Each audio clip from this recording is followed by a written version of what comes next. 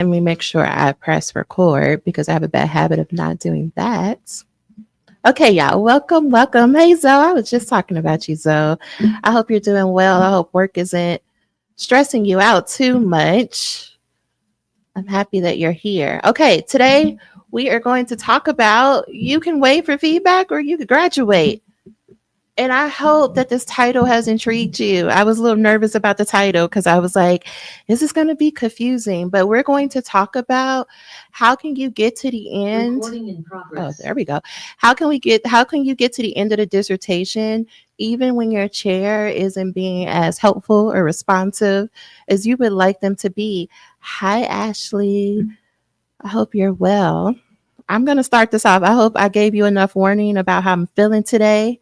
Okay, listen, I grew up in black church. I am a product of call and response. That means if I say something to you and it just hits you right here, or if you got a little tingle, let me know. You could put an ouch in the chat. You could put a yes. You could put emojis. You could put whatever your response is. But what I want you to know, how we're starting off, is you're running out of time, you're running out of options, and you're running out of excuses. I need everybody to recognize, especially in this political climate, education is a privilege, not a right. And that means at any moment, your program, your degree, your topic could be off limits. And you have no more time to sit there and pretend like you don't know what to do or you don't have the ability to figure out what to do. No one is coming to save you. You are the only one who can save you. So stop waiting for perfect conditions. Stop waiting for 100% clarity that you think should be coming. It's not coming. You have everything that you need inside of you to figure out how to get to the end of this dissertation and be doctor. But we're going to talk about why that's so challenging. But before I fully get into this, I want to know, why did you take out your good time on a Thursday evening to attend today's workshop? Let me know. Let me know what you want to walk away with. Let me know anything that's on your mind. Tell me, why did you decide to join? Right? Because there's a lot of things you could be doing on a Thursday, but you're here listening to a workshop about dissertations. What is going on? Tell me about your current experience, where you are, what are your biggest obstacles, anything that you would like to share. You're here as the world turns. You know what? Sometimes all you could do is show up. But I also want to know what's going on for you right now so that I can tailor what I'm going to say to help you the most. Y'all, like, my mission when I do these workshops, like, listen, at the end of the day, this is a business and I am going to tell you about how to work with me. But like, at the heart of it, I want you to walk away feeling like you are more clear and you at least know what your next step is, no matter what you decide to do at the end of this. For me, my job is to demonstrate to you why you would want to join this amazing community of qual scholars. But like, at the heart of it, I want you to know you can get to graduation. Okay, a new roadmap towards my North Star. I need to build momentum. I just moved to candidacy. Congratulations. And want to get my proposal done before winter break. Heather, if you're comfortable, let me know on a scale of 1 to 10, 1 being not at all, but 10 being highly confident. How confident are you that you can get this proposal done before winter break? Let me know. Because right now, Kristen, who's in the chat, we had this same conversation the same time last year, and she said the same thing, that she wanted to get her 3-chapter proposal done by winter break, and she did that. She completed the entire proposal in 3 weeks. She could tell you, she in the chat, I'm not making this up. So Heather, it's going to come down to, first, the core is, how confident are you that you could get that done? And anyone else who has a similar goal to Heather, I don't get afraid of deadlines. I'm willing to match energy with you. I will tell you exactly what it is that you need to do, but it does matter how much you actually believe is possible, because somebody can tell you the perfect amount of steps in the right order, but if you don't believe it's possible, you won't give yourself permission to do the things because you don't believe it's possible. Okay, I want to find some hacks to keep going and on track. All right, Aaron. I just wanted to see if there are any tips that I can use to finish this journey. I believe so. Ashley, you might want to go get your tissue. I'm here to make sure I am not self sabotaging as I'm getting closer to the end of this journey. You're done, friend. You're Dr. Bennett. I will not entertain this. And listen, if you see me going all the way in on somebody, it's probably because they're a current client. If you're new, I don't usually do this with new people. Okay. I try to be nice, right? Try to, help you to introduce the nice side of me. Okay. I work full time. I have 2 kids and I'm healing for surgery. What if I told you, Heather, those are the perfect conditions to be done by winter break? I want to know your raw reaction, as comfortable you are sharing that with me. What if those are the perfect conditions, that you have full-time job, you have 2 kids, and you are healing from surgery? Okay, working on the world's longest round one of Deaf I studied needs this topic today. Hey, Michelle. No last told I came back in January and handed my chair a full proposal draft. Belief is real. I want to be done with my exam. Ooh, by Thanksgiving. Again, Erin, how confident are you that you could do it? Working on this article. Okay, you're smiling. I love it. Tonight, this is for you. If you're like, girl, I'm stuck. Okay, I done everything I could do. I didn't ask everybody for their advice, and I really don't know what to do next. You might have been submitting drafts to your chair. You might be meeting with the people, but you are not getting the feedback or the clear instructions on how to move forward. Inside, you know that you should be further along, but you're like, something's missing. It ain't clicking. It ain't clocking. And I don't know what to do. And I'm about to give up. And you just want to know exactly what to do so you can graduate. And maybe you like I was at this time, girl, I'm just over this and I'm ready to be done. Just tell me what to do and I will do it. That's where I was at. Tonight, we are going to cover, what is your chair behavior? Why are they showing up the way they're showing? Like, why are they doing that? Why are they not doing the things that you believe they're supposed to be doing? And then we're going to talk about what's missing. Like, once we get clear on the chair, we're going to talk about you and what's missing and what you need. And then we're going to talk about the fastest way to graduation. I talk fast and I go fast. If you want me to slow down or go back to something, just let me know in the chat and I'll be happy to do that. I like to start off with the basics. I like to make sure that we're all on the same page. Your dissertation is an assignment. Let me say it again for the people multitasking in the back. Your dissertation is your final doctoral assignment. The purpose of this assignment is, can you demonstrate your understanding of designing research, conducting research, and defending research? Can you demonstrate your understanding of those skills? Not can you do it perfectly? Not can you be the best person who ever did it? Not can you do something that's so super amazing that it just blows everyone away? At the basics, your program wants to make sure before you get those letters and you get their stamp of approval in terms of your degree, are you someone who can produce original knowledge and contribute to your field? Because you are a doctor. At this point, the only thing left is the paperwork and the graduation and the dissertation. You know everything you need to know. People already see you as an expert. What we need to know now is, can you produce knowledge and contribute to the field? Do you have the skills to do so? And a big part of the dissertation is, it is communicating a persuasive argument. I like to say it in this way because I need you to understand that there is no one way to see your topic. Like, think about your topic. 2 doc students can have the same topic that you have, and both people can execute it differently, can think about it differently, can use different types of research and methods. So I'm saying that to say, if you're going to the literature and you're like, I want to do this, right, I want to talk about this topic in the right way that doesn't exist. Welcome. You are among the people who create knowledge, meaning you have a way that you understand something and you see it. And it is your job to be able to articulate that to the masses in a way that they can understand it and utilize it in practice, or to continue the research wherever you left off. When I'm saying that you're building a persuasive argument, right, it is, how do you see this topic?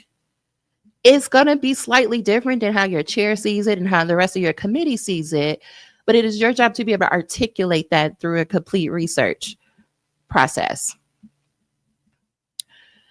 In this dissertation, your role is to show that you can lead a research project, right? Because for most programs, especially if it's a PhD, They are investing in you because they hope that you go on to continue to engage in the research and scholarly process. So they just want to make sure that you know how to lead that. Right now in this dissertation, it's just you. But when you move on, most people, they have a team of researchers, and you have to be responsible for that while managing all the different parts.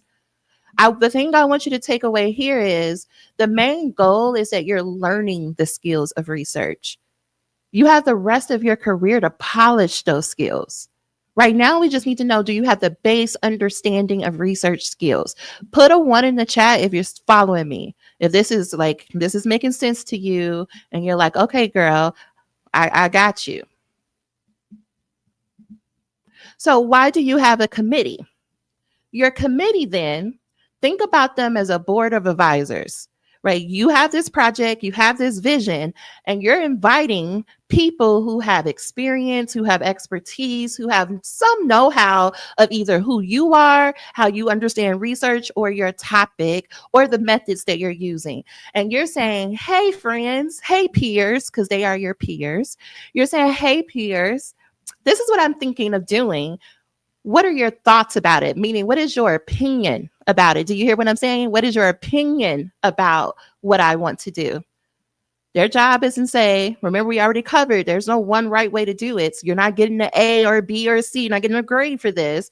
You're asking a group of people to give their best opinion or their best advice about how you should approach this problem, how you should design this study, and how you should execute the plan that you're proposing. The committee as a whole, they only have 2 times where they need to show up. Now, I get that the things I'm talking about, it may vary, like the nuances may vary from program to program, but in general, a committee, they only need to show up twice. They only need to be present 2 times. The first time is usually when it comes to your proposal defense, where you say, hey, I did my best to give you a complete draft of my plan of how the problem I'm going to study, how I'm going to study that problem, what type of data I need, how I'm going to get that data, and what I'm going to do once I have that data. And what they are checking for in your proposal defense, is this clear? Is it ethical? And is it achievable? They don't, here's the thing, your committee they don't have to have any knowledge of your content. That's helpful, but they don't have to. They just need to understand the research process. Because remember what I said, this is about your research skills. So they only come to play when you are ready and you say, here's my proposal. There you go. Please review it. You have 2 weeks. I'll see you at the defense. And then we will discuss it like peers, and you will give me your opinion. And I, as a doctoral student, will decide which opinions I receive and which ones I decide not to, because you do have that choice. And this defense is like your big checkpoint before you go submit it to the institutional review board, because the institutional review board is like, is this ethical, or are we going to get sued? That's all they care about. They don't care what you plan to do and what your viewpoint is. They're like, are we going to get sued? Is this going to get us in trouble on the news? Okay. And then your committee does not show back up until the final defense, when they say, okay, did you do what you said you were going to do? Why or why not? What did you find? What do those findings mean? And what should we do as a result? They want to know, how well did you execute your own plan? Think about this as like a quality inspection. Again, they're going to give you their opinion, and you all are going to have a conversation. They have their opinion, you have your opinion, and you're just conversing with one another. Do you notice that on this screen, there's something else? There's no meeting in between. There's no reviewing of drafts. They're only supposed to show up for 2 days, 2 hours each day at the most. Okay. There then is your chair, which we could think about as the like point person, like the committee leader, the person who raised their hand and said, hey, I am going to work with this student because they're brand new and they're just learning about this for the first time. I'm going to do a quality control of their proposal or their full dissertation before you all get it, to make the most of our time and energy at the defense. Right. So your chair's job is to ask you questions, or to say, this isn't clear, or be concerned or be prepared to address these things when you get into the defense. Right. They are your first checkpoint, if you will. Did you meet the scholarly standards? Is it logical? Is it rigorous? Is it clear? This is what your chair's job is not. They are not paid to be your motivator, your cheerleader. They are not paid to be your editor, what is for grammar, style, or copy. They are not paid to be your thought partner or your project manager, meaning they're not required to give you deadlines. They're not required to tell you what the process is. They ain't required to do all of that. All they're required is to review a completed proposal or a completed dissertation and say, is this ready to be defended or not? This slide right here, Aaron. Right. So your chair, if we go to their job description, right, most people don't sign up for a faculty position because they're like, you know what? I just absolutely love doc students and I just want to sit in this with them. And I just want to help them think through all their random ideas and their overthinking and their second guessing. I love it. Most faculty, they don't care. They're just showing up so they don't get fined. Your chair is like, this is one of the billion things they put on their job description, and I'm showing up because that's what I'm supposed to do. But nowhere in this job description does it say I need to do any of this other stuff. If you are fortunate that you have a chair or you have another committee member who does help you in terms of motivation and being a thought partner and looking at your shitty drafts, they're doing that out of the kindness of their heart because of their own ethics and their own values, not because it's a requirement of the program or their position. They are only required to be like, yes, this meets the standards, so you can go defend it. That's it. So when you're thinking about building your committee or as you're thinking about approaching them, remember, these are people who you have selected and you have said they are in the best position to give you the best advice to help you clarify the ideas you've already decided or you've already come up with. That means that as the student, it is your responsibility to go figure out how to write a completed proposal and how to write a completed dissertation, and then you give it to your committee for them to give you the best feedback possible. Most of you, we have covered probably what your problem is because you have given your chair or your committee half-written drafts, half-baked ideas, and you're like, help me. And they're like, what am I supposed to do with this? Keep on writing. And you're like, I'm sorry, what? Because what they're not saying, the quiet part is, it's not my job to do that. You go figure that out. Now I want to check in because this was probably a little bit hard. Let me know. Give me an emoji or a word. What's your reaction so far? If you want to cuss me out, that's fine. I like it. I like to know your truth. So tell me in the chat, how you feeling about this so far? Let me know.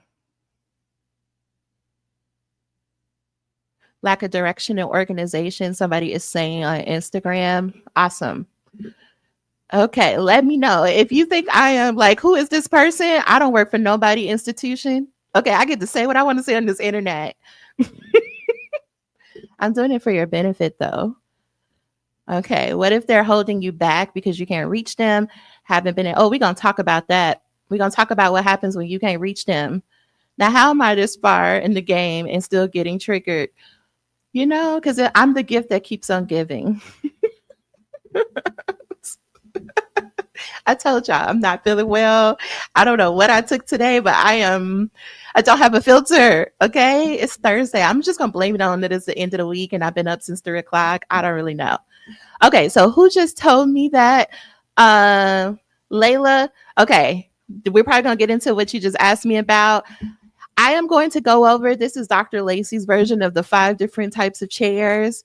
Now, I did this for simplicity's sake. Your chair may have a combination of things, but I want you to listen for the characteristics that I'm describing. Because here's the thing, before we can solve a problem or know what to do next, we need to be very clear on what the problem is. And it's not that I'm calling your chair a problem, although they might be.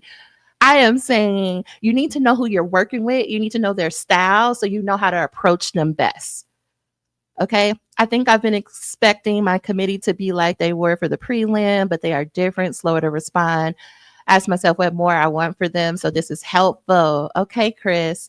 Now, Chris, you're used to me, all right? But I just still need you to hold on and maybe go grab a cigar and some whiskey, friend, okay? Okay, the first type, which is what y'all are describing in this chat, the ghost chair. You on your own. Okay, do they ever respond to an email? I mean, maybe sometimes at 3:00 in the morning when you finally can catch up with them And you're like, please look at this. They're giving you vague comments like, keep going. Look forward to seeing the final draft. And you are pissed off because you're like, now, girl, I didn't work months on this. And you talking about keep going. That was the final version. But they not explaining. You can't even catch up with them enough to even explain. And I'm sure for you, what this feels like is like, what am I supposed to do? How am I going to move forward? You're doing a lot of second guessing. You're probably doing a lot of reading, rereading, rewriting, because you're trying to interpret feedback like keep going or this needs work or reorganize this. I'm not sure what you mean here. You're like, I don't even know what you mean in your feedback.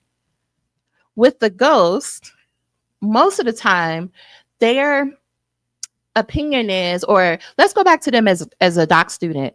They probably had a chair who was like, you're on your own, I'm not helping you.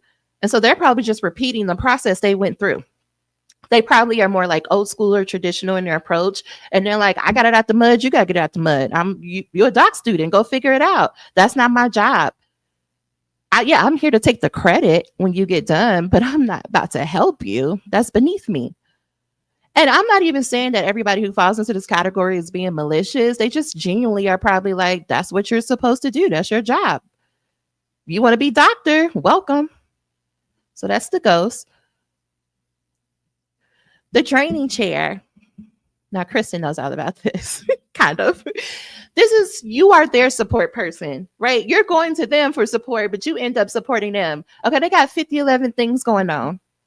Right. And you spend more time helping them think through things, helping them make decisions. Right. Maybe they're like a program director. Maybe they got a huge responsibility out in the community. Maybe they just got personal issues. OK, they telling you about their relationship problems. You like, now listen, but because you're so empathetic and you want to be helpful, you listen. You probably are their grad assistant or their research assistant. And even though that job response description says you're supposed to give 10 to 20 hours, you over there working a full-time job, 40 hours because they're so important. And it's chaotic. And you feel guilty telling them no. You feel like, why should I have to remind them that I'm a student? Don't they know? Nope. But you're also feeling secretly resentful that you got to show up and do all this stuff for them. You're like, who is the advisor here?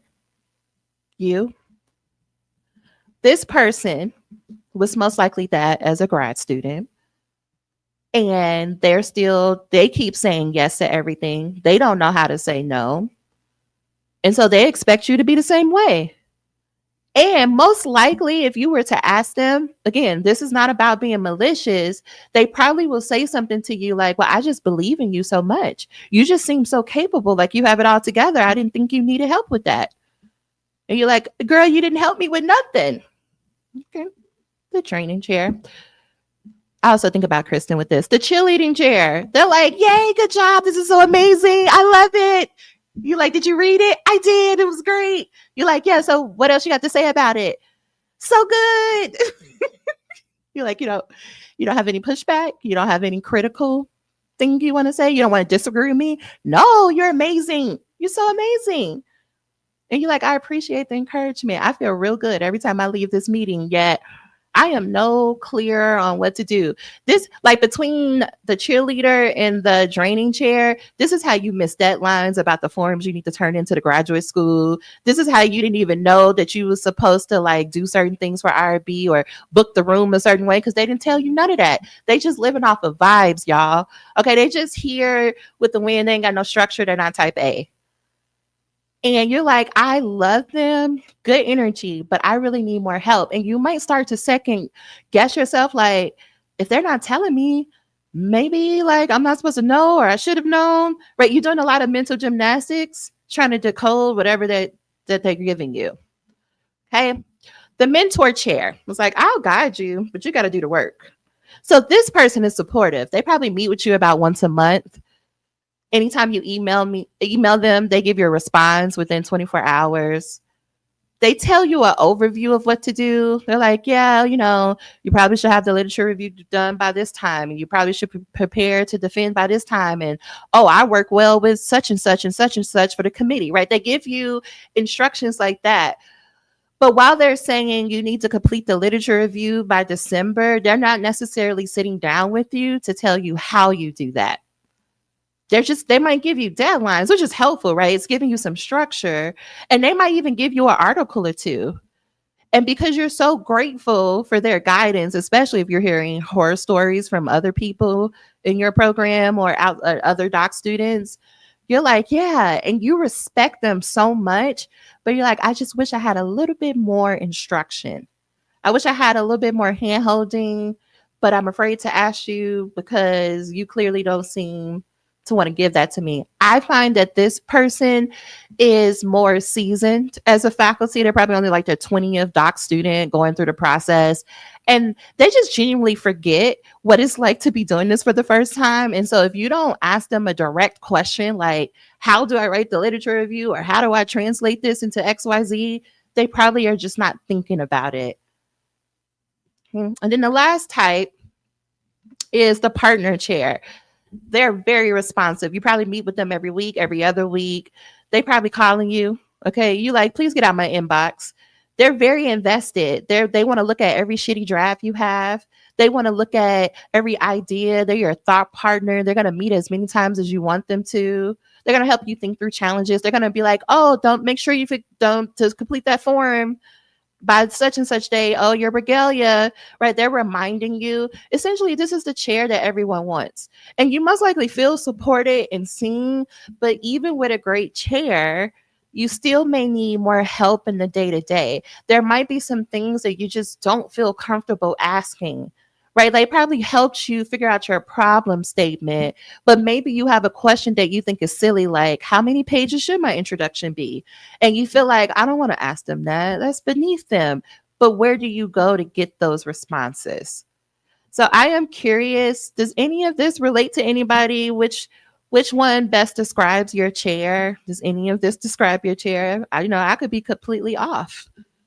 This is just my experience that I've had over the past 9 years of working with doc students. You know what? Thank you, Erin. I appreciate you with this preach. Okay. Yes. And just as legally speaking, just get some water, friend. I know it is hard to swallow. Okay. You think yours is a mentor? Ghost. I have one mentor, one cheerleader. I feel a lot of enthusiasm for them, but I don't have enough direction. Yeah. Definitely sounds like my new chair. She cranks out dissertation finishers. She's mentoring, kind of partnering. Yeah, you got to be like, hey, I need girl, slow down, right? Also, Antwada, like with the mentoring and the partner chair, you probably, if even though you're meeting with them every week or every other week, you got 15 minutes to get your questions in and out, or you got 30 minutes. Like they're really tight on their boundaries about how to meet with students. And so it's a lot of pressure. You're like, okay, I'm just trying to ask the right thing in the right time. Okay.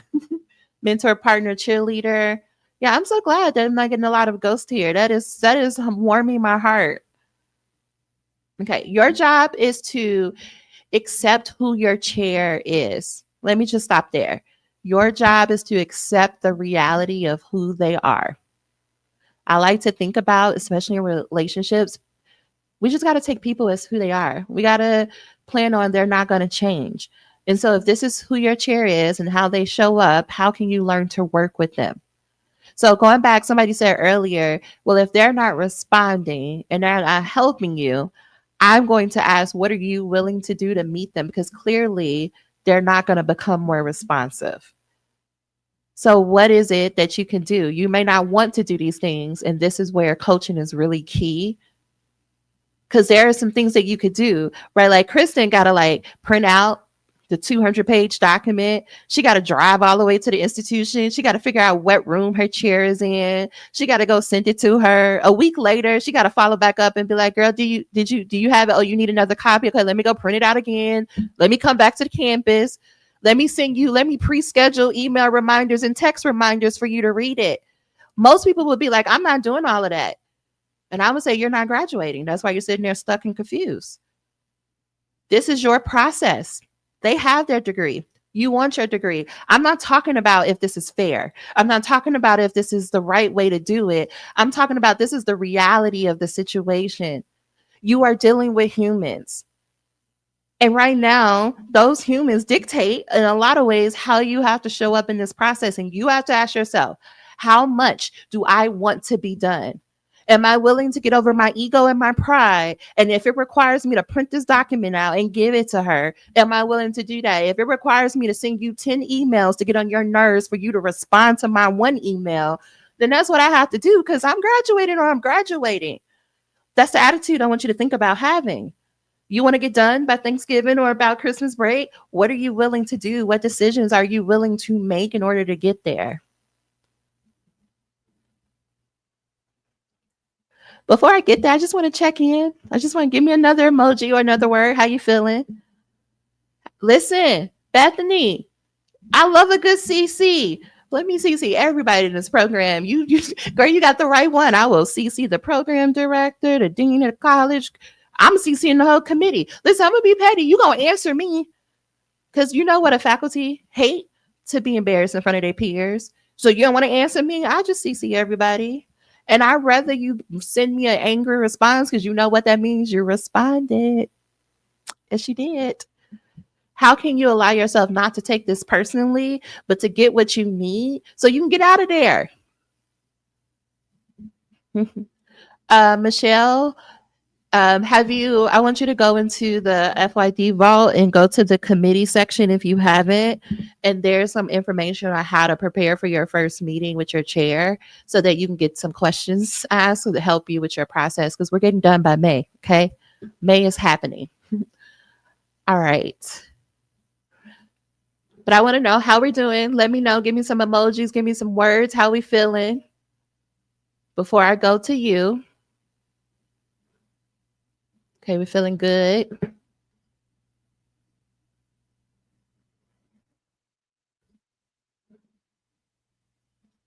All right. And if you're on Instagram and you want to see the slides, you got to go to qualscholars.com to sign up and you can join us. Okay, you're using Notion. I love Notion. I have to stop though because I get beside myself. I be doing too much, learning too many things. All right. So what is your role? You are the leader in the dissertation process, right? If the committee is your board of advisors, you are the facilitator of the board. To effectively facilitate the dissertation project, you got to focus on these four domains: project management, research, writing, and accountability. And in the slides that follow, I'm going to go through some of the major decisions you need to make that is your responsibility to make. You might want to take screenshots of this. I'm also going to send out the recording in the slides to this, but if you want to, use this for tonight, I encourage you to take screenshots as we go through this. If you find that you are getting overwhelmed, I want you to breathe. I want you to take a sip of water. You don't have to do all of this tonight. I am just giving you what I am trying to do is illuminate to you just how many decisions you have to make in this process. I am illuminating the hidden curriculum that people are not explicitly telling you in this process, which makes it so confusing. So put a 1 in the chat if you're ready. You're like, girl, tell me the things. Thank y'all. Okay, so the first step is project management, which is what are the logistics? Number one, we need to know what the vision, set the vision, make it plain, okay? When you're graduating, everybody in the chat, let me know the month and the year you're graduating. And don't sit up in here and be like, I would hope to. No. In Qual Scholars, we boldly declare, I am graduating on this month and this year. What is the month and the year you are graduating? No matter what happens. That month and that year, you're going to be on that stage in your regalia with your family going wild in the audience. That's the first decision you need to make. So you know the direction you're headed in. So then your job becomes, how do I work backwards? What are the project milestones that I need to hit if I'm going to graduate by May 2026? When is this proposal going to be done? When am I going to do IRB? When I'm going to collect data? When am I going to write the final dissertation? And when am I going to defend?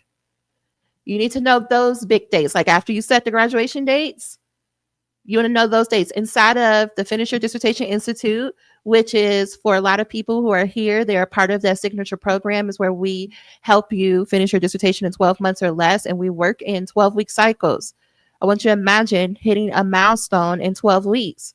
And even better, Was it Heather who was like, I want to get this proposal done by December? That's your first milestone, right? So we work backwards.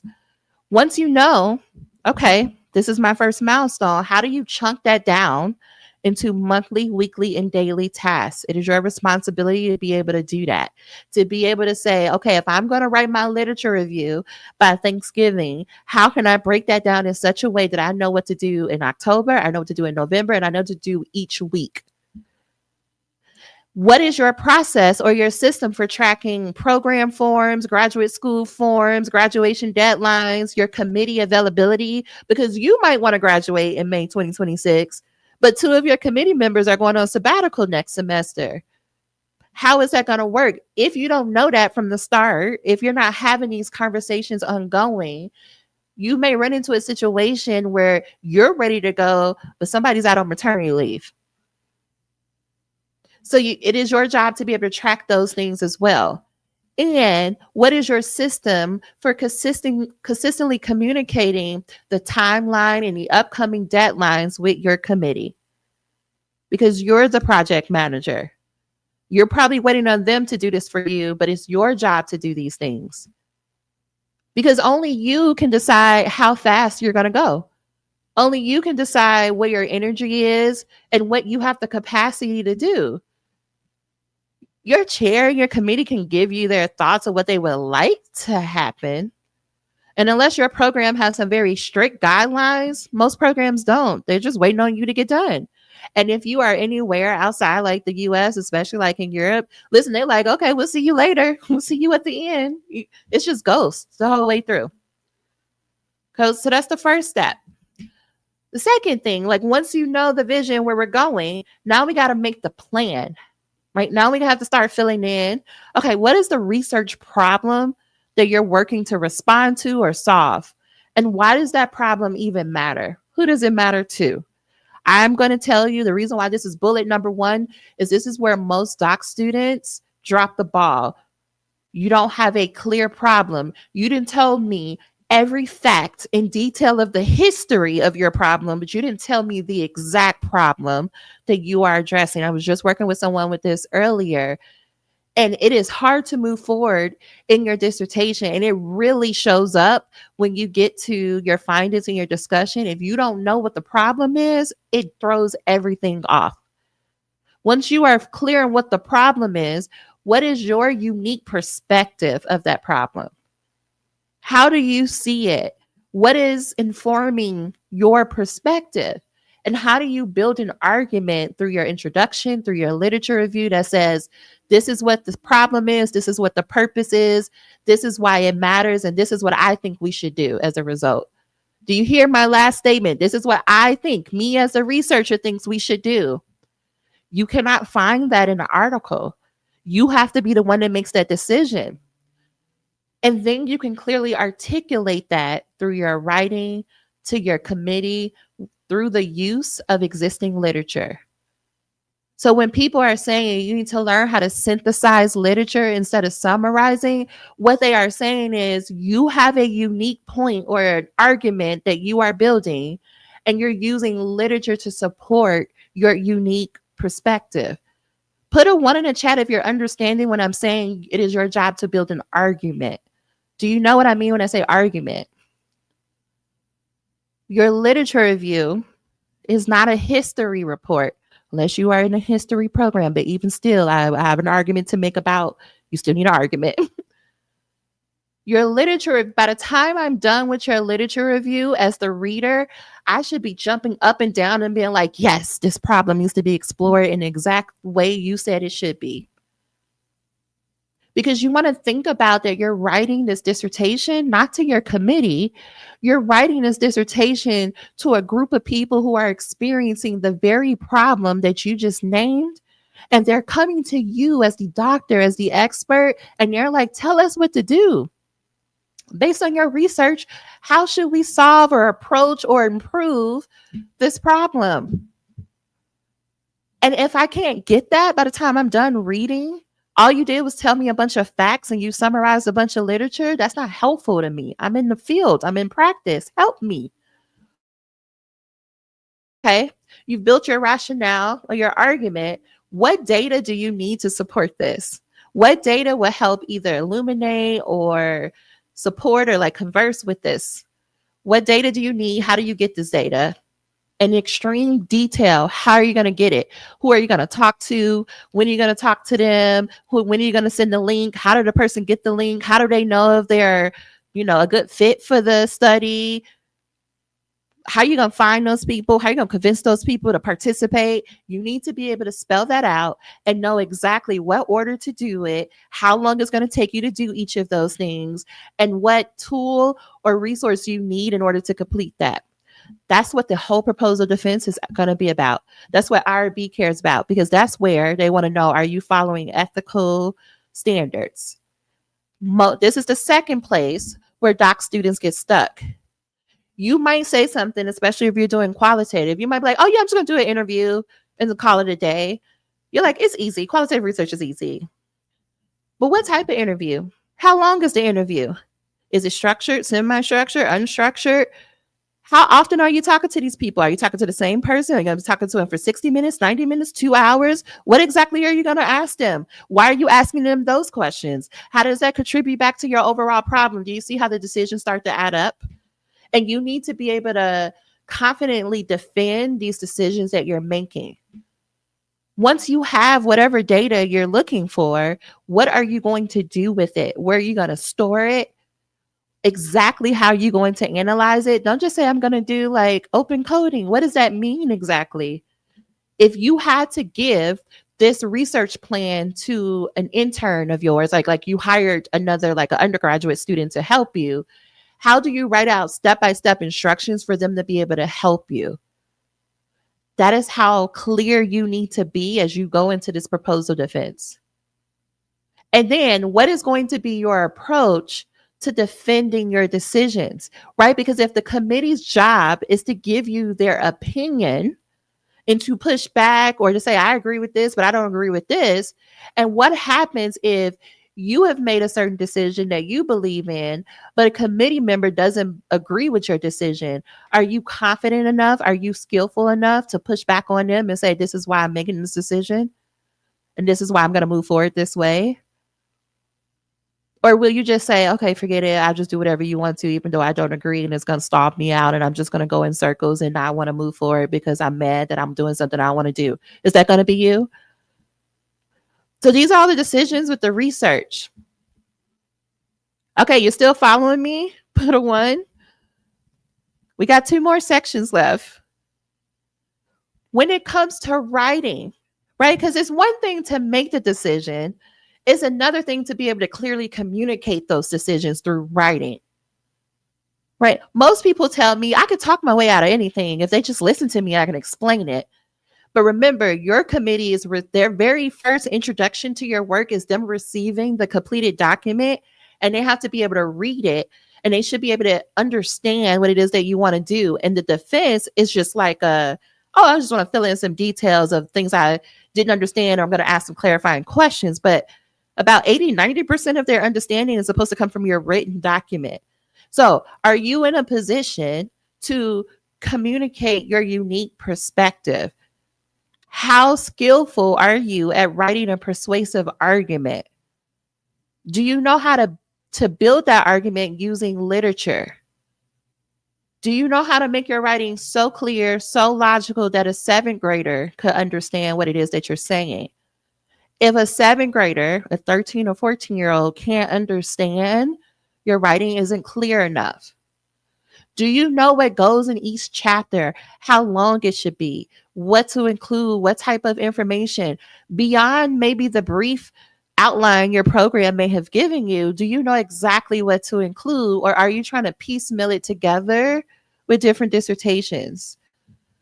Do you know what to cut? Because everything can't make it in this document. Are you willing? Do you have the stamina, the energy, the willingness to write multiple drafts for each section, each chapter, each manuscript? Because this is not you're no longer in class anymore. This is not, let me just, type out these 20 pages and turn it in and hope for the best. No, this is about you clearly articulating your viewpoint. You're not doing this for a grade. You're doing this for understanding. Do you have a process for interpreting and incorporating multiple sources of feedback into an existing draft? Meaning, do you know how to say, okay, three people gave me three different opinions. Which opinion am I going to incorporate? Which one am I going to leave? And do I have a response as to why I made the decisions I made? In general, and I probably said this in another slide, but in general, your proposal is about 50 pages, which is not a lot when you think about what all needs to go in those 50 pages. And your final is probably around 200 pages. And you need to be able to do all of this in a very clear, concise, while descriptive way. Do you have suggestions or understanding what to put in each chapter? Lacey, I have old checklists. I got video trainings. I go step by step. Okay. But in general, your introduction is introducing us to the larger problem, right? So you want to address, I'm going to use Kristen because it's top of mind. You want to address food insecurity. That's the broad topic, right? Like people are hungry and our current systems are not helping them to get their basic needs met, which is food, right? And then once you have the broad topic or the broad problem, then we need to narrow it down, right? So Kristen is like, literature says farmers markets are a great intervention to addressing food insecurity. But her unique perspective is it ain't working the way the researchers think it's working. Researchers think that people can go find existing literature and read their manuscript, and they should know exactly how to incorporate a farmer's market in their local neighborhood. But that research is missing the perspectives of like communities of color, for example. So she's curious about, is this really working for them as the literature claims? Because I don't think it is, but is it? So the purpose of this study is to go see how existing, and I'm not, this is not my area, so I'm like paraphrasing here, but how existing farmers markets in the wider like Houston area how did they design, what information did they use to design their farmers market, and how is it working out for them? Right. That's what the introduction should do. It should help us go from the large problem down to your small section of the problem that you're going to study. The rest of the introduction gives us an overview, like an executive summary of, what are the main questions you're going to answer, how you're going to answer those questions, meaning like what type of methods are you going to use, what data, who are the people who are going to be involved in the study, and what an overview of the theoretical or conceptual frameworks. And finishing that chapter off with, why does it matter? Why does it matter that you study this topic? Right. So that's the introduction chapter. The literature review is where we go into more details around the larger problem and doing this funnel all the way down to the tiny piece of the problem that you are studying. So as a reader, I am walking out. I need to know the basic understanding of what is food insecurity. How did this become a problem? Why hasn't it been solved yet? What do people suggest that we need to do about it? And why are those solutions or interventions ineffective?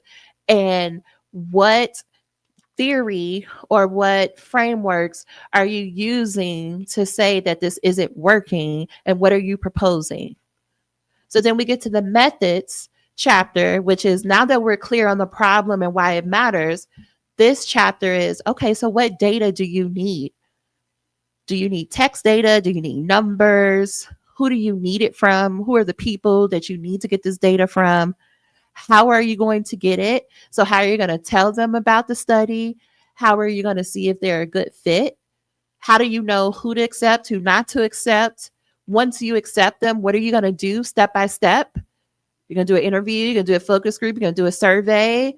And then once you have that data, like where are you going to keep it and how are you going to analyze it to get to your conclusions? That's what a methods chapter is. The findings chapter is, okay, I got this data overall. Here are the 3 to 5 main points of what this means. And I'm going to sprinkle raw data throughout this finding chapters to demonstrate my 3 to 5 main points. And the discussion chapter is like, now that you know what the 3 to 5 main points are, what does this mean? How does this relate to what I proposed in the introduction? How does this relate to existing practice or research? And where are the gaps? What more information do we need? And what are my recommendations of how we move forward? So I know that was me going through that very briefly. I hope that was helpful. Remember, I will send out the recording, but if you have any additional questions about each chapter, let me know. All right, so we talked about project management. We talked about the research plan. We talked about writing. Here's the fourth area, accountability. How to execute this plan. How do you track how much you're writing? And I'm not talking about, well, I sit in front of my laptop and my computer for 10 hours every day. No, how much writing are you producing? When was the last time you had a completed draft? When was the last time you submitted a draft for anybody to review? Are you focusing on what you're producing? Are you only focusing on the time in front of your screen? Because the time in front of your screen means nothing. We want to know what you produced. Did you produce an outline? Did you produce research questions? Did you produce a clean transcript? What did you produce? Do you have a process for knowing how to meet deadlines? And this is all of this. If you don't have a process, this is your homework. How are you going to meet deadlines when life happens? Because we're not going to operate as if you're not a human and life is not going to happen. What happens when you get sick or your child gets sick? Okay, it's flu season right now. Okay, for the babies in the daycare, okay, what's the hand, foot, mouth disease? It's rampant. What you gonna do when you get it? Or unfortunately, if someone passes away or you gotta be a caretaker, or work is very busy, it's your busy season. How do you keep yourself moving forward even when you have these real life demands? What strategies do you use on a daily, weekly basis to keep yourself energized and motivated and consistent? You need to think about this ahead of time, not in the moment. Because if you wait until the moment when you don't have the motivation and you're depleted, you don't have anything left to help you make this decision. What is going to be your strategy? How often are you going to communicate with your committee and your chair? How are you going to keep track of their availability and what they have coming up? How are you going to remind them and prepare them for deadlines? I know I could feel some of you right now being like, again, that's not my job. Remember, we already covered that. It is. You have to keep them updated. You have to remind them what's coming up. And how do you build your confidence that you're doing this the right way, that you're doing your best to be on the right track by meeting your own standards? What this means is instead of looking to your chair to say, oh, you're doing this right, how do you create your own standards? This is how I'm going to decide that I'm on the right track. This is how I'm going to decide I'm moving forward. I can hear you because I am you being like, well, what if what I decide doesn't align with my chair? That's why you're communicating with them. You see the bullet above? Inside of Finish Your Dissertation, there's a whole training I was just telling Michelle earlier. What I tell students to do is to work up to communicating with their chair once a week. This is as simple as you send an email to your chair every week, let's just say every Friday, and you say, hey, this is what my goal is that I'm going to submit by the end of the month. This is what I'm working on this week. This is where I'm getting stuck. This is what questions I have for you. And I'll talk to you next week. Now, whether they respond or not, that's not our concern. What you are getting into the practice of, you think about this as your accountability system, because the email is for you, not them.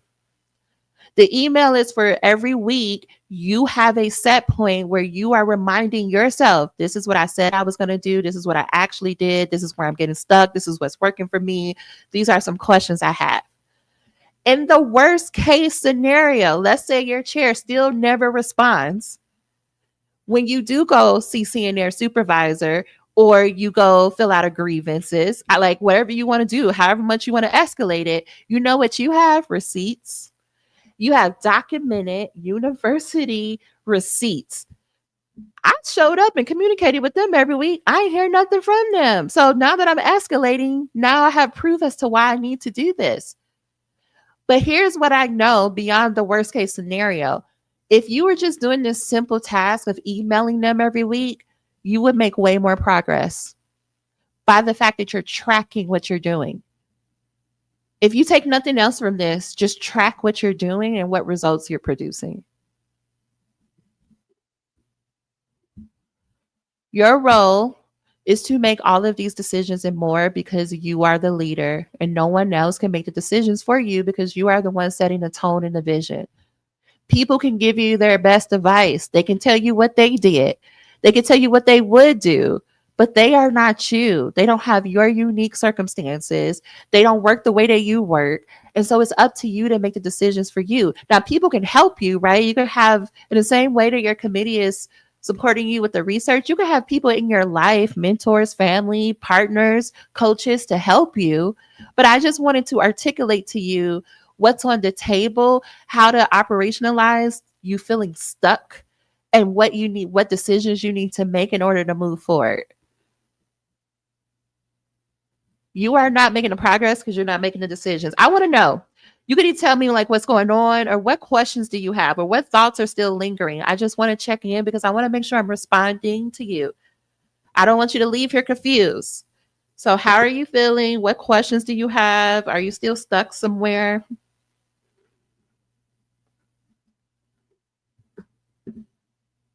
I'm gonna take a sip of water.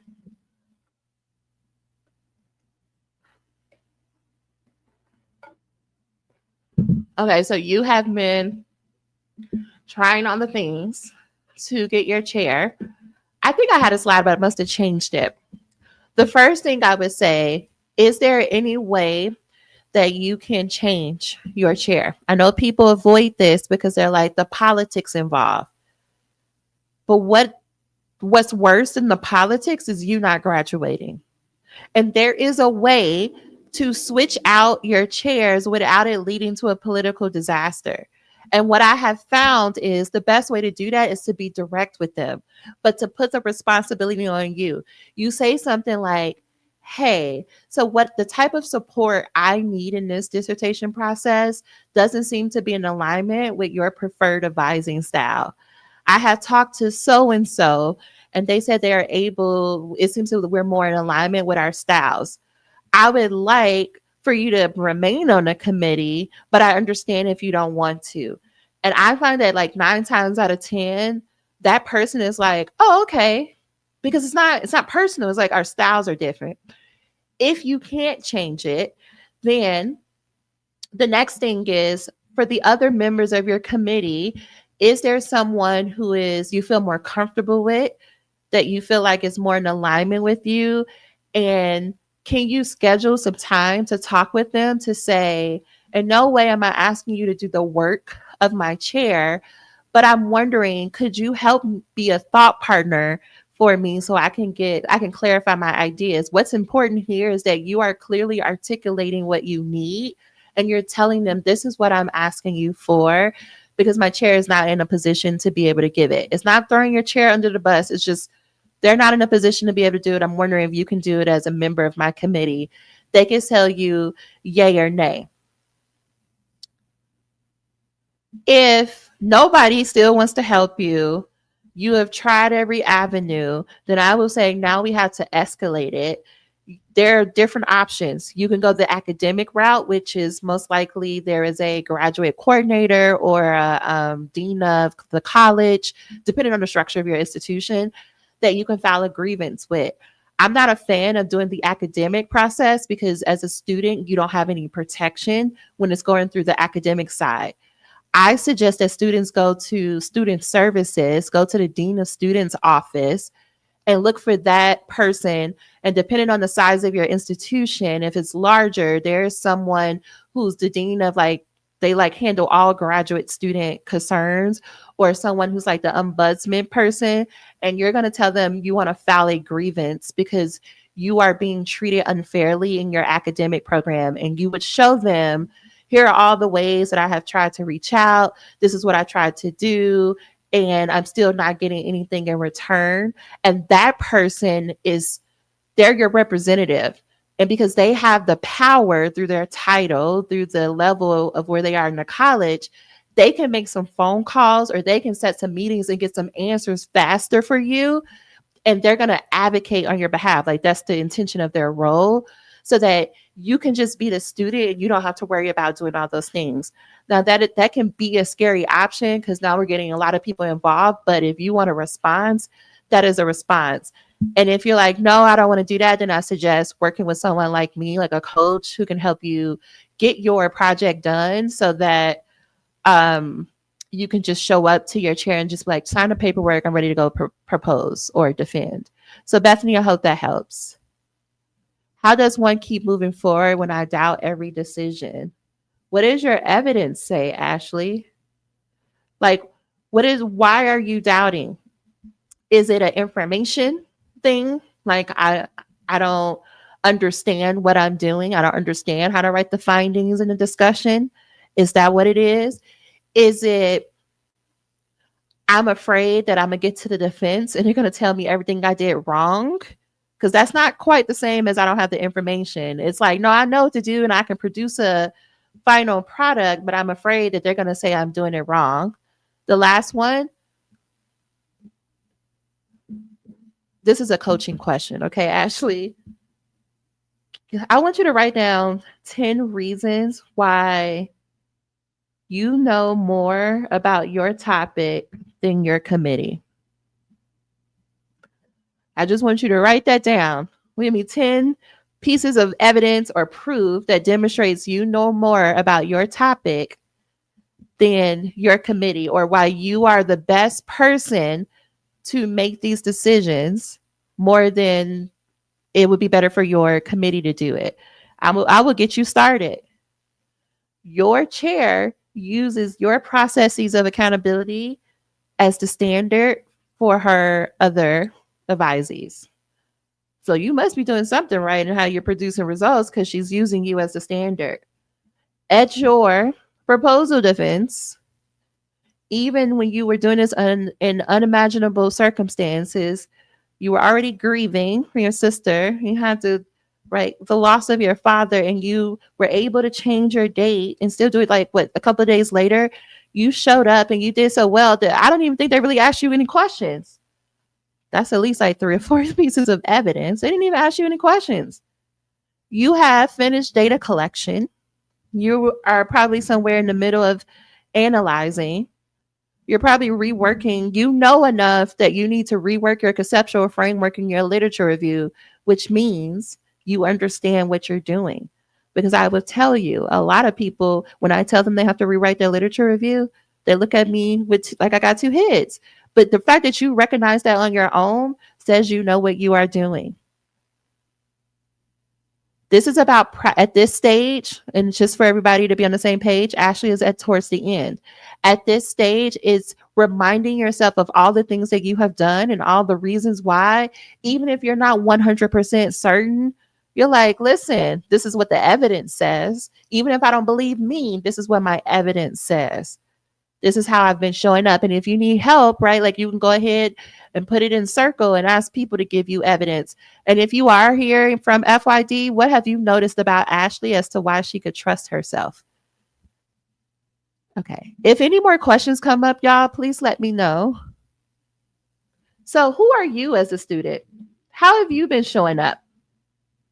I'm going to go through this really quickly, but thinking about what we talked about, thinking about the decisions you have to make, how have you been showing up and how do you want to show up? That's what I want you to consider here.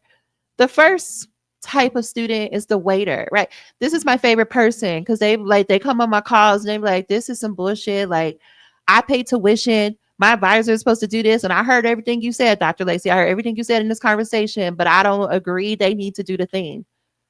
And because you're avoiding making a decision about what you're going to do absent of feedback, you're just spinning in circles. You're just waiting for somebody to give you permission. And these are the people who are ABD. They go past the 10-year clock because they're waiting for somebody to say, go. And here's the rule. In general, the rule is if no one is telling you to stop, then that means you can go. And I get that that's frustrating when you're coming from courses and a lifetime of people telling you what to do at every state. But you are a doctor. You are an expert. You can't keep waiting. Maybe you're the helper. You love to, these are my favorite too. Like you go to defenses, you're like, I'm just going to see, so I could be prepared for my own defense. And you start helping people with their answers, or you're the cohort favorite where everybody comes to, they treat you like a walking literature review, or they're like, you know so much about this method. Can you help me? And you're spending hours and nights helping them, and you ain't did nothing. You ain't did nothing for your own study. And you know why? It's easier to help people than it is to address our own problems. We try to rationalize it and we try to say, like, well, mine is more complicated. Theirs was easier. But what the truth is, like as quiet as it's kept, the reason why you are avoiding making your own decisions is because you spend a lot of time judging other people, picking their work apart and saying they could have did this and they should have did that. And the reason why you won't move forward is because you're afraid that people are going to do the same thing to you. But if you stop judging people, then you don't have to worry about them judging you, because you wouldn't even be concerned about it. But you hide it behind, oh, I'm just people pleasing, or I'm just a perfectionist. You're a liar. You are avoiding. Okay, I need you to know, I believe people pleasers are they liars and manipulators. And as someone who has to work through my own people pleasing tendencies, I'm talking to me too. It is easier to avoid and deal with and not deal with our own emotions than it is to be like, I'm going to be distracted over here. Or maybe you're the dreamer. You're like, I got all these ideas. I've been waiting for this moment. I'm about to show the people what I could do. Okay, they about to see something they ain't never seen before. And because you got 11 ideas, you can't pick one and ground. Every time you write up a proposal, you're like, that's not right. And then you go read and you write another one. And you wrote 5 proposals. Yes, I have talked to people who have written multiple different studies. I was one of them. Okay, by the time I chose my final topic, I had written like 4 proposals because I couldn't decide. So I was just stuck for a long time. Maybe you're the grateful one. You like, child, I'm just happy I made it this far. I'm happy somebody said I could be a candidate and get to the dissertation. But the issue is you're asking so many questions. Should I do it this way? Should I do it that way? Ashley, this is you. Should I do this? Should I do that? Are you sure I should do that? That don't seem right. Maybe I should go read this. Maybe I should go download this. And I'm going to be honest with you. So take a breath. You're being annoying to everybody around you. You're frustrating everyone around you. And this is not about them, but let me tell you why they're frustrated. Because they're looking at you and they're like, you're so brilliant. The fact that you can go find all these resources and think of all these options proves that you know what you're doing. What you're looking for won't be found in an article or somebody telling you yes, because even if your chair and your committee all gathered in a room and told you you're making the best decision, you're still not going to believe them. Why? Because you don't trust yourself. You haven't practiced. It's a skill. You have to practice saying, I trust me. Like, I at least know enough. And if I'm too off track, I trust that other people are going to tell me that I'm off track. I trust that my chair or my committee is not going to let me get all the way to the end and be like, ha ha, joke's on you. You don't pass. Because here's another perspective to help you. Y'all have to remember your committee's name is on your work. When the way they get credit for the work they're doing with you is once you get to candidacy and you get to the final dissertation, they get to add you to their CV. And so if their name is on your dissertation and your name is on their CV, it reflects on them. You are a reflection of their reputation. You think they're about to let you get all the way to the end so they can be embarrassed? Absolutely not. No. So you can trust that. If you can't trust good intentions, trust they don't want to be embarrassed. So they're not about to let you get that far so they can be embarrassed. Because if you don't pass, if you show up all the way to the final defense and you don't pass, somebody's going to be like, no, what happened? Some administrator is going to be like, how did that happen? Because the way they get funded is when students complete their degree. And if you're so close to the end and you're not done, somebody who worried about the money is going to be like, what happened? You got some explaining to do. So if you don't even trust their good intentions, I want you to trust the system as it's created. They're not about to let you get to the end just to fail you. And for the one who's still like, but I saw it happen. I saw somebody not pass their defense. It is usually because the committee has been articulating a certain viewpoint and they feel like that the student isn't listening or incorporating their feedback. And if they get frustrated, they will let you go to the end. But you will know that. You would have had so many meetings with your committee and your chair where they're like, you need to do this, you need to do this. And they're going to be repeating the same thing over and over. So you're going to have a lot of warning before that happens. Now, you still might not think that, the worst, but I'm telling you, you're going to have warning. Okay. The leader. This is the person who's like, I don't know everything. I do know I'm graduating in May 2026. I know I need to make decisions as quickly as possible. And I know I need people to help me. That might be my committee or it might be other people, but I'm willing to invest in what I need to invest in so I can get in and get out. I don't know if Chris is still here, but this was very much Chris's attitude. Chris came into the Finish Your Dissertation Institute while still in coursework. He was like, I need to be done. I need to be done. Okay, so I'm going to sign up for this program, girl. And you can yell at me as much as you want to because I need to be done. And now that Chris is working on his findings and his discussion, he's like, I'm going to be done in December. I'm graduating. And to this day, his committee is like, we don't think it's realistic. Chris is like, you don't have to think it's realistic. I know it's realistic. And you're going to have a complete dissertation before you're going to win a break. I know that. Think about that attitude. He's not waiting for his committee to be like, we agree. They don't. They have said multiple times, we don't think you could do this. And Chris's attitude, because of the work we've been doing, has been like, you don't have to. You don't got to agree. I'm just communicating with you what I'm doing. And Chris is just submitting draft after draft. And nobody responded. Chris is like, but you can't say you didn't get a whole dissertation. And so if the worst case scenario comes down like to it, and Chris has to like escalate this, he has evidence on evidence on evidence. I did what I was supposed to do. They didn't do what they were supposed to do. Somebody need to fix it. Do you see the shift in the mindset? The circumstances didn't change.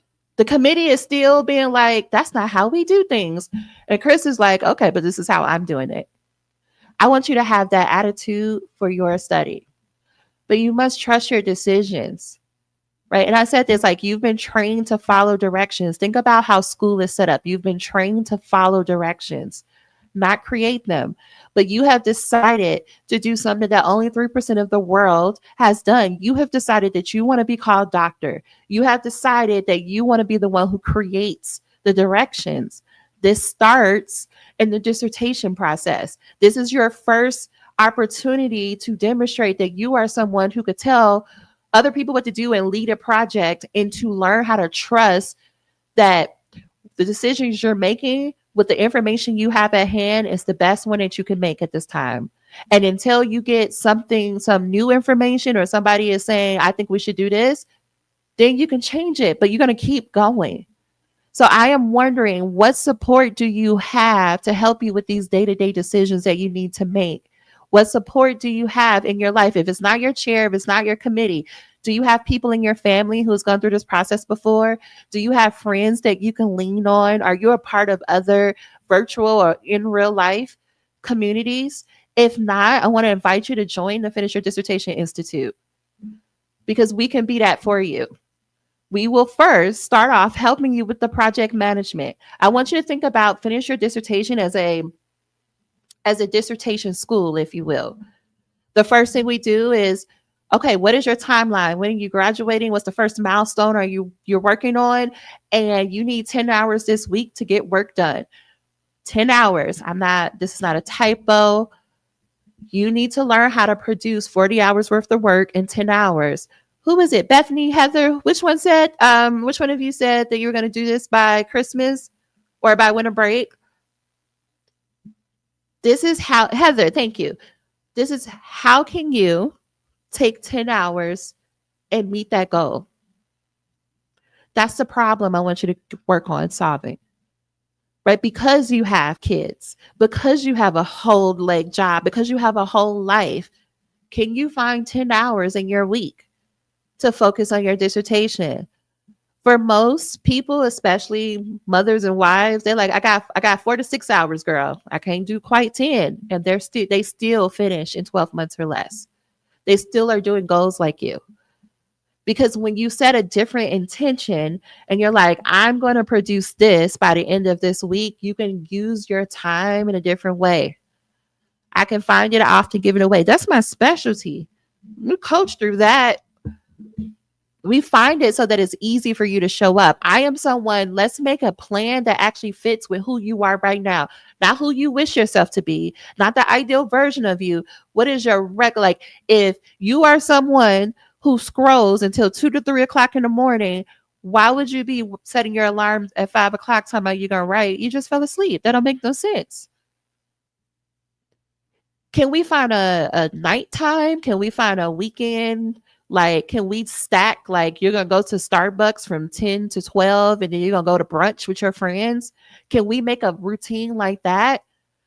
Because finding a time, then we can work on, okay, what do you need to do for every writing session? And how do we make it so bite-sized and so that you're not spending a lot of time getting yourself together, that you're just getting to work, producing results, and moving on? That's the type of planning we are doing.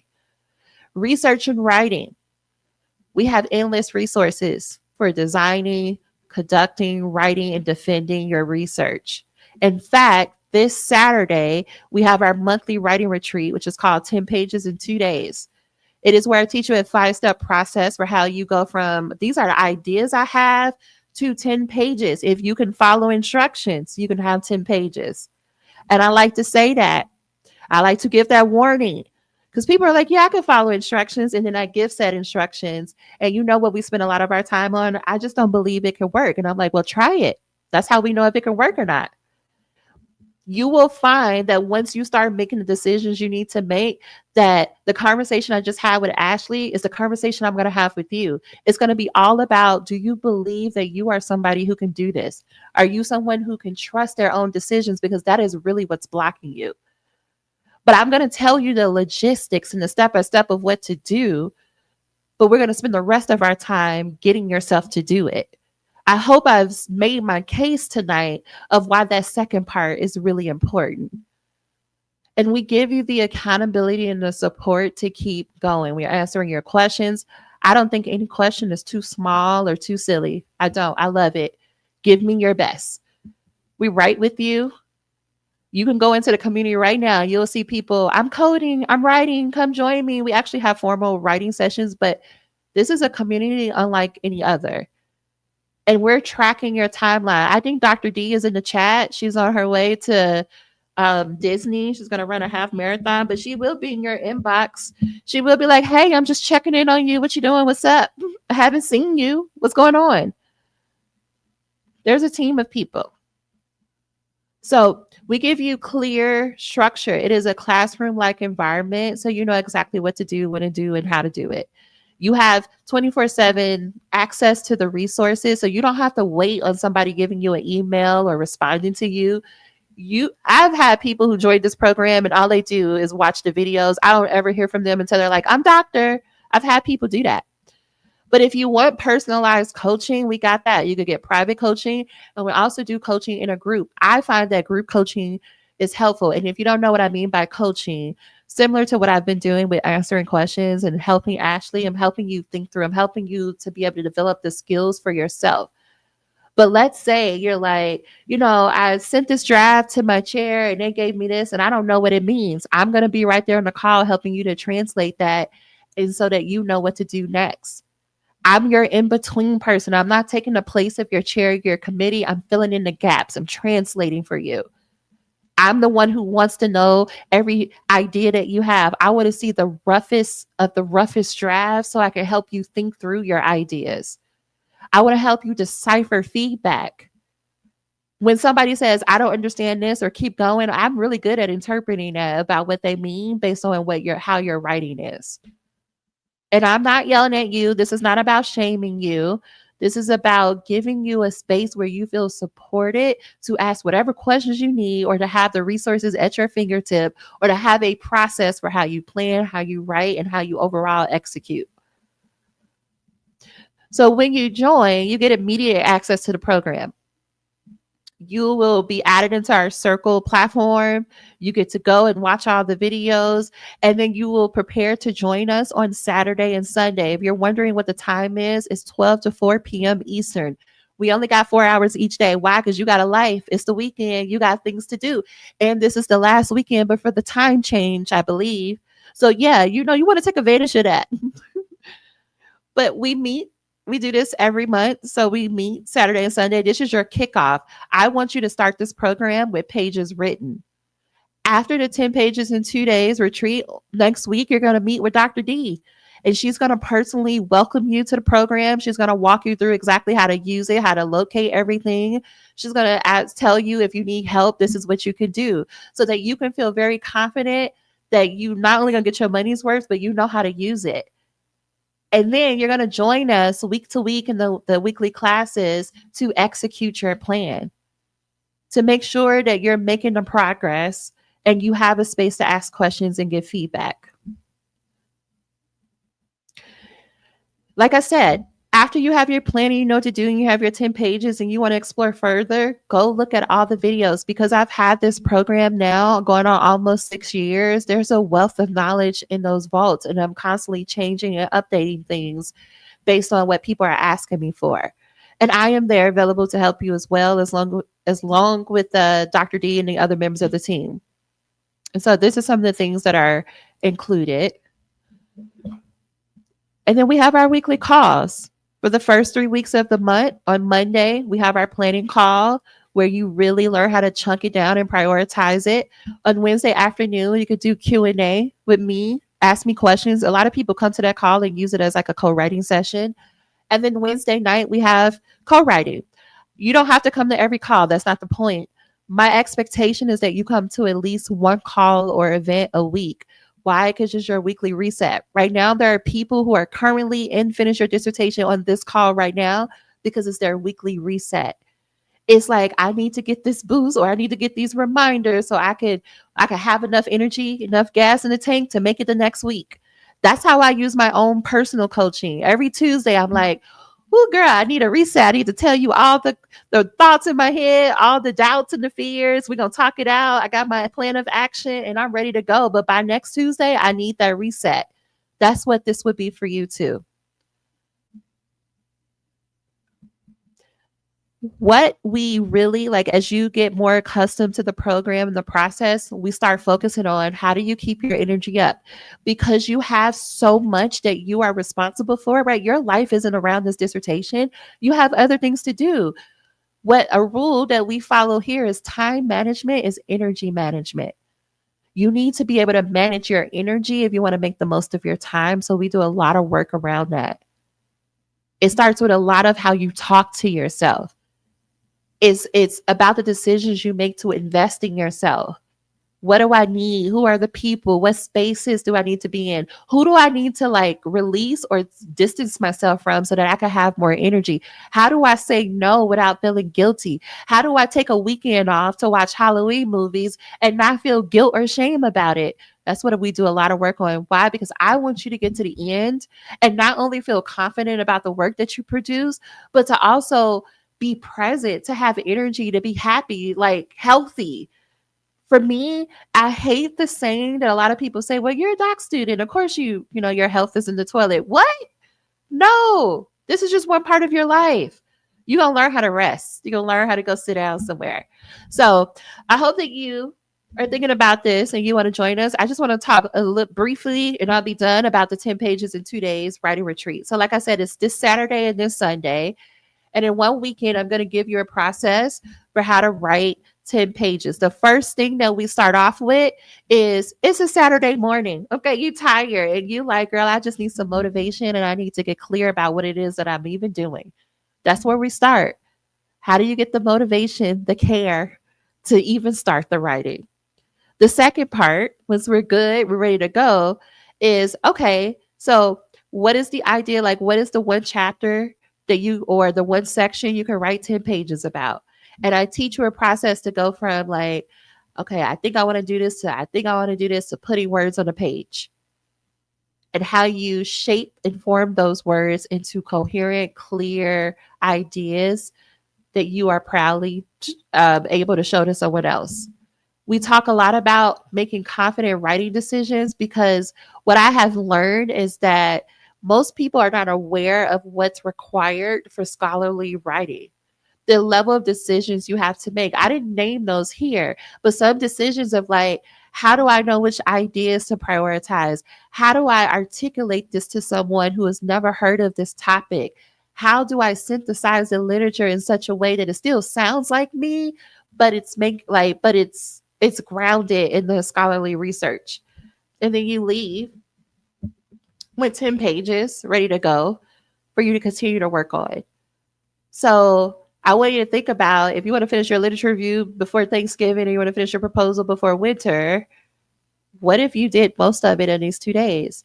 How Kristen was able to write the 3-chapter proposal in 3 weeks is following these 5 steps. People don't believe her, but that's what she did. I watched her. I saw every draft. Okay.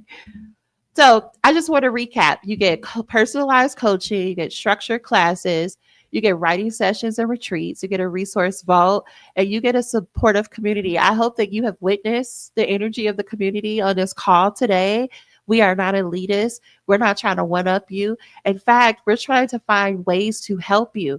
You don't have access to that journal? Somebody got it. You need help thinking through your conceptual framework? Come to the call. Let's talk it out. These are people who are nerdy in the best way possible. Even if your research is light years away from their research, they're just genuinely curious so they can help you think through things. Like you're not gonna run out of resources. And Wada here, she got like a whole vault of resources. I don't know where she pulls them from. Okay. Like she be showing me things that I'm like, oh wow. I'm telling you, this is the group. So you can, Kristen, if you'll put this in a chat, you can go to qualscholars.com/the Institute and you can click apply. It's a short form. We're going to ask you a few questions. Once you submit that application, you're going to get an email that says, pick your option, your payment option. You want to pay in full or would you like to pay month to month? You choose that. And then once you do that, you get immediate access. You're going to get another email that says, click this link, and then you'll be right into the group. No waiting, no nothing. That application process, if you're curious why we have it, is for Dr. D. So she knows exactly how to help you when she's meeting with you for the first time. And I know how to help you when I see you. It gives us some baseline information. Like, I don't know. She just be having everything. Okay, let me know if you have questions about anything that we talked about today, or if you have questions about the program, Finish Your Dissertation. I'm going to go over some common questions that I get, and I'm willing to answer whatever folks have. But I need you to put that in the chat. So what if you can't make every call? That is no problem. Everything is recorded and uploaded to our platform, so you can watch it as much as you need to. And you can go over and look at, this is a typo. I meant to put every 10 pages, but our planning calls are recorded. No, they're not. Are they recorded? I can't remember. No, but there is a planning training there. I know it's like about 2 hours and I walk you through every step of the planning process. So you can watch that. Thank you, Edwada. But our 10 pages in 2 days is recorded. You can watch it all the way back to, I believe, May or April. I have to double check, but it's in the portal. What if I'm not doing a qualitative project? I'm doing quantitative or mixed methods. Sounds good. Because what we're doing is we're helping you get the systems you need to keep yourself accountable and keep going. I'm giving you systems about writing to clarify your ideas. And I'm giving you a process, even if I don't fully understand the methods, I'm helping you to translate. This is what you need to go say to this person in order to get the help that you need. Excuse me. Do I have a payment plan? The $250 a month is the payment plan. So that will get you your first month and access to the 10 pages. Does this include private coaching? The $250 or the $1,500 does not. Once we are done with the 10 pages in 2 days, you can upgrade to private coaching, and that is either $500 a month or $3,000 for the 6 months. How long do I have access? You sign up for 6 months at a time, and you get the calls, the resources, the communities. Where do I get the recording from last Wednesday noon's? Oh, I need to go figure out about it. If it didn't post, Michelle. So I'll go double check, but it's usually in circle under the chat. But if it's not there, I just need to go double check. Thank you, Erin, for coming. Okay. Any questions that anyone has? How was that? Can you let me know what you're taking away from tonight's call? What are you taking away?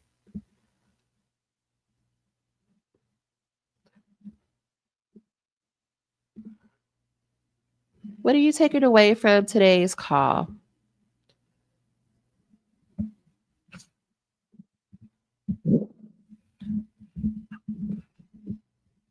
Carrie, I hope you have been enjoying yourself and celebrating.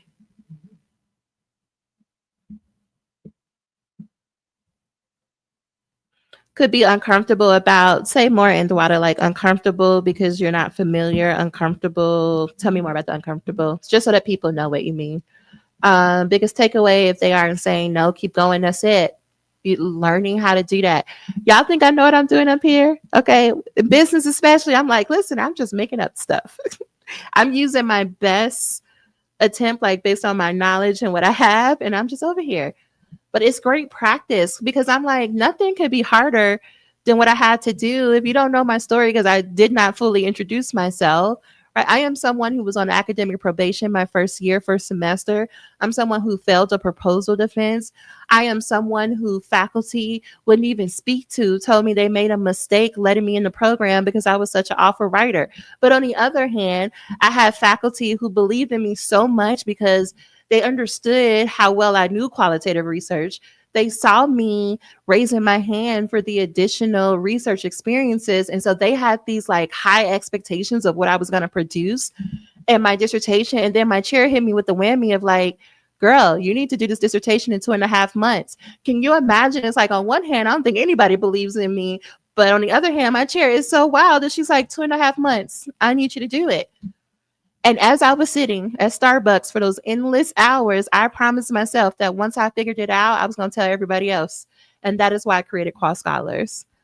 Because I was like, it didn't have to be this hard. If people would just say what they mean and mean what they say, this is wild. So this is why I do this. Okay, trust myself through this process, the importance of holding myself accountable, preparation to talk to my chair, and the importance of project management. Yeah, a lot of this comes down to that because people don't explain it in that way.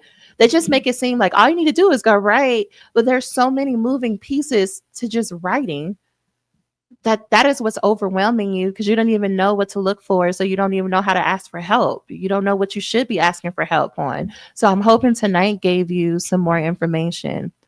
I need to address my help pepper grateful issues. Yeah. The best dissertation is a done one. Listen. And even in that ridiculous timeline, I was like, ooh, I'm going to do something nobody really has done. It was a good time. It was a good time. I don't know what word would best describe it, but I know qualitative methodologies can seem surprisingly complex to quant folks who benefit from hearing our extensive of discussions about qual. Yeah, because in quantitative and in mixed methods, right? Like you're doing a majority of the thinking up front, right? You're very focused on, in order to address this problem, I need to focus on these variables and I need to define them in this way. And this is how I know it when I see it. You're doing a lot of that work up front so that once you collect your data, it should be like, let me run the reports or whatever and write it up. Whereas in qualitative is almost opposite. You have a broad idea of what you're looking for, but you don't fully, like you do some defining of variables and whatnot, if we're going to use those terms in the beginning, but you can't fully know what you're looking for until you get the data because you're talking to humans and you never know what humans are going to say when they're talking. It's not a control environment. That's a very simplistic way to describe the differences, but I find that could be helpful. Okay. All right, y'all. If you have questions, feel free to reach out. I want to say thank you so much for joining us tonight, and I hope to see you inside to finish your dissertation in this weekend. Y'all have a good night, and I will have this recording out to you probably like Monday by the latest, if not sooner. So thank y'all. Good night, y'all. Recording stopped.